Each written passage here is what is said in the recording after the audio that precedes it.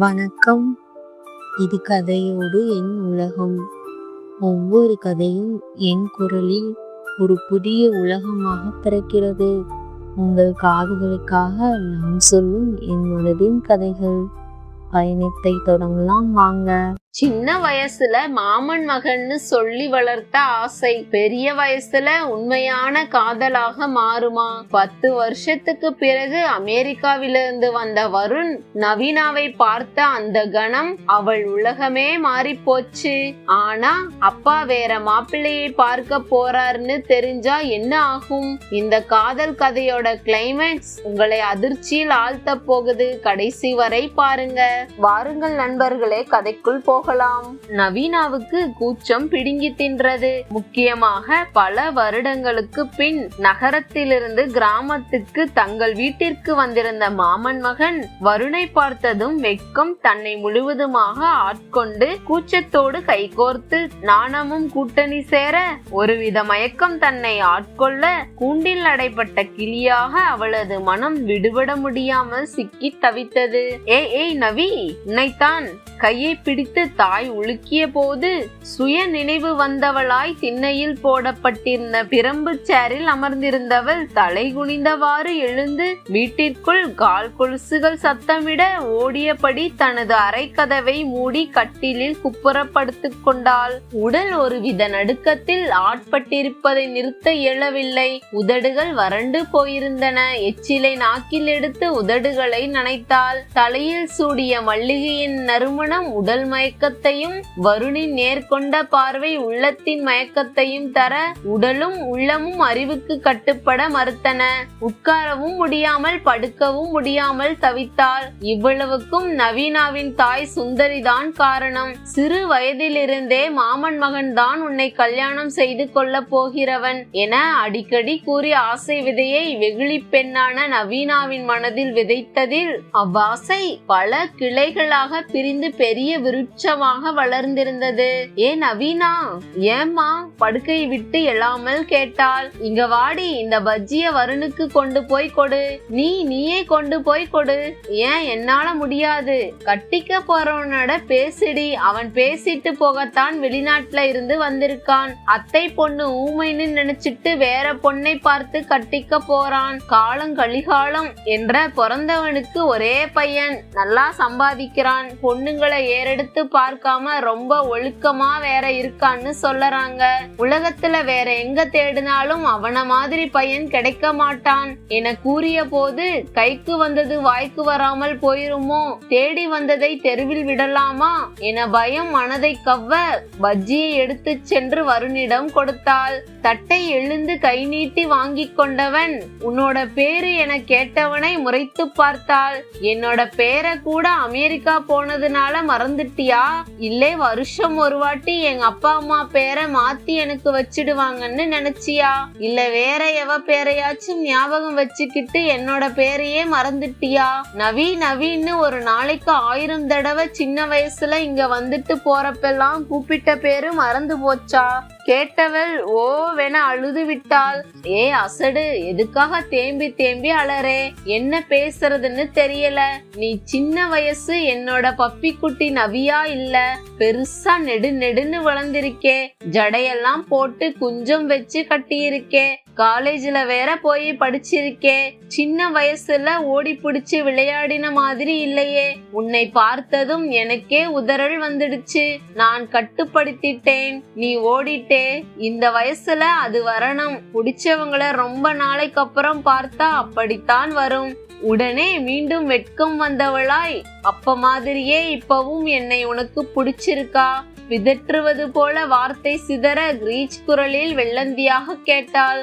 எழுந்து அவள் அருகில் வந்து அவளது கண்களையே உற்று பார்த்தவன் திடீரென நவீனாவை காதலுடன் இருக்க கட்டி அணைத்தான். இதை எதிர்பாராதவள் அவனிடமிருந்து திமிரி விலகி மீண்டும் வெட்கத்திடம் தன்னை இழந்தவளாய் உடல் நடுங்க வீட்டினுள்ளே ஓடிச் சென்றவள் சமையலறையில் இருந்த தன் தாயை தன் தன் உடல் நடுக்கம் போக இறுக்கமாக கட்டி பிடித்து கொண்டாள். சீ, என்னடி பண்ணரே, புது பழக்கமா இருக்கு, ரொம்ப இருக்காதே, இடுப்பு எலும்பு உடைஞ்சிட போகுது. வருண் மேல எவ்வளவு ஆசையை நீ வச்சிருக்கேன்னு எனக்கு புரியுது. புது பழக்கம் என்கிட்ட இல்ல, அமெரிக்காவில வாழுற உன்னோட அண்ணன் பிள்ளை கிட்ட தான் இருக்கு. அங்க பொது இடத்துல ஆம்பளையும் பொம்பளையும் கட்டி பிடிச்சிக்கிறத பார்த்து இவனும் பழகிட்டான் போலிருக்கு. கூட வேலை பார்க்கிற பொண்ணுங்களை இப்படித்தான் கட்டி பிடிச்சிருப்பானோன்னு நினைச்சா பயமா இருக்குது. உன்னை கட்டி பிடிச்சானா? கட்டிக்க போறவன் தானே, கட்டி பிடிச்சா என்ன தப்பு?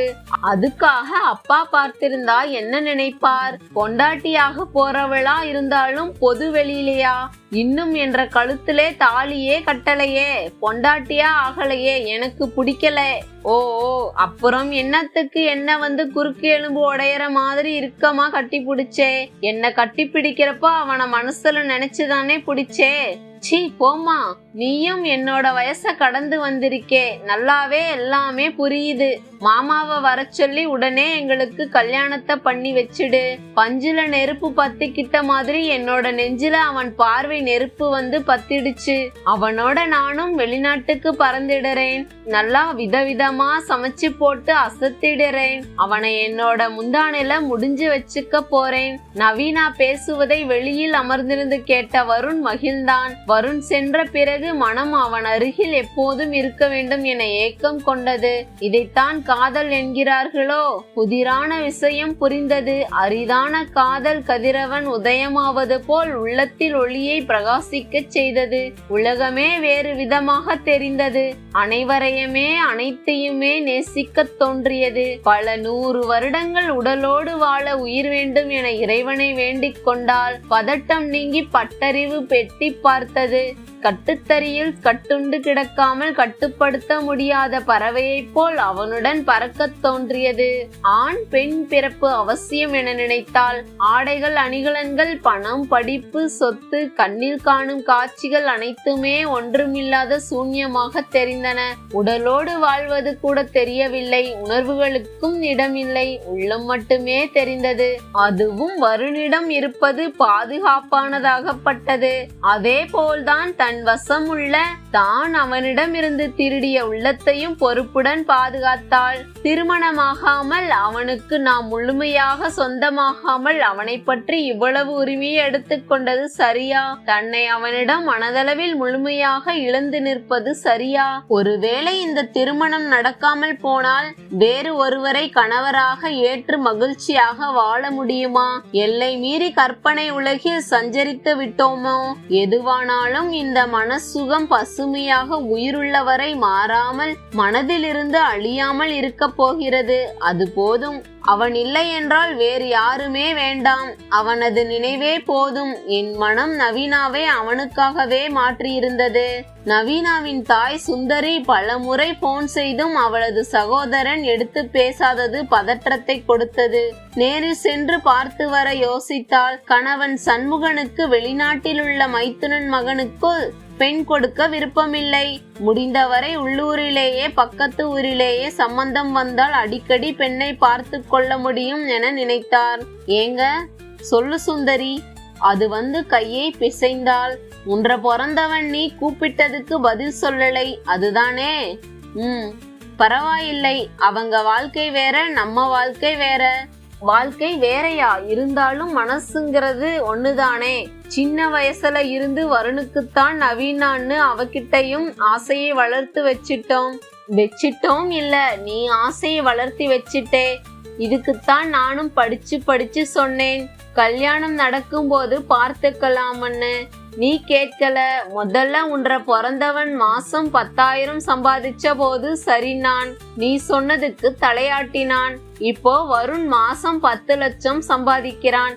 ஆனா நாம முதல்ல இருந்த கண்டிஷன்ல தான் இப்பவும் வாழறோம். எப்படி பொருந்தும் நீயே சொல்லு. அதுக்கில்லே, போன வாரம் வருண் வந்துட்டு போனதுக்கு அப்புறம் நவீனா அவனையே நினைச்சுக்கிட்டு இருக்காள். அவனும் நம்ம பொண்ண புடிச்ச மாதிரி தான் நடந்துட்டான். ஓஹோ, வந்துட்டு சோத்த தின்னாம அத்தைய பார்த்தாமான்னு சும்மா போகாம இத வேற பண்ணி இருக்கானா? அவன் டவுன் கேப் மாதிரி. இந்த வெள்ளச்சோளத்துக்கு ஒன்னும் தெரியாது.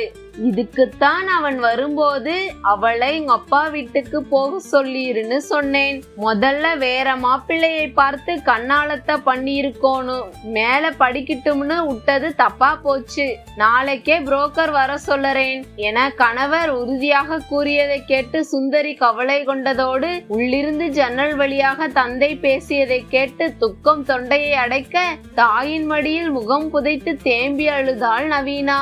பக்கத்து ஊரில் பெரிய பண்ணையார் மகன் என கூறி போட்டோவை தந்தை நவீனாவிடம் கொடுத்த போது வாங்கியவள் உடனே தாமதிக்காமல் கிழித்து வெளியே வீசினாள். வீட்டிற்குள்ளிருந்து பல பொருட்களை வெளியே தூக்கி வீசினாள். பின்பு அழுது புரண்டவளை ஒரு இளைஞனின் கை தூக்கிவிட நீட்டியதும் அவனது முகத்தை பார்த்து இன்ப அதிர்ச்சி அடைந்தாள். இந்த காலத்துல ஸ்கூலுக்கு காலேஜுக்கு வேலைக்குன்னு பொண்ணுங்களும் போறீங்க, பல பேரோட பழகுறீங்க.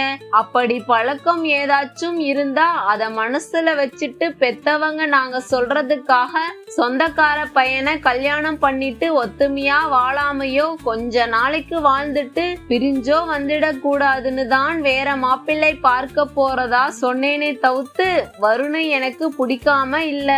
நான் தான் உங்க அம்மாவோட போன் கால் வந்தா எடுக்க வேண்டாம்னு உன்னோட மாமங்காரன் கிட்ட போன் பண்ணி சொல்லி வச்சிருந்தேன். வருணை நீ கட்டிக்கணும்னு மனசுல வச்சிருக்கிற பிடிவாதமான ஆசையை அவங்களும் நேர்ல பாத்துக்கட்டணும் தான் அவங்களோட காரை வெளியிலேயே நிறுத்த சொல்லிட்டு வந்து மறைவா நிக்க சொல்லியிருந்தேன் என தந்தை கூறியதை கேட்டு மகிழ்ந்த நவீனா தனது கரத்தை பற்றிய இளைஞனான வருணை அங்கே நின்றிருக்கும் அனைவரையும் மறந்து காதலோடு கட்டி பிடித்து கொண்டாள். நவீனாவோட இந்த ஜர்னி பார்க்கும் போது நமக்கும் நம்மோட ஃபர்ஸ்ட் லவ் ஞாபகம் வருதில்ல. வருண் அந்த லாஸ்ட் மொமெண்டில் வந்ததும் நவீனா அவனை கட்டி பிடிச்சது அது ட்ரூ லவ்வோட விக்டோரி. உங்க ஹார்ட்ல டச் ஆச்சா? லைக் பண்ணுங்க, கமெண்ட்ல உங்களோட லவ் ஸ்டோரிய ஷேர் பண்ணுங்க. இது மாதிரி மேலும் ஸ்டோரிஸ் வேணுமா? சப்ஸ்கிரைப் பண்ணுங்க. அடுத்த வாரம் பார்க்கலாம். Until then, love wise celebrate பண்ணுங்க.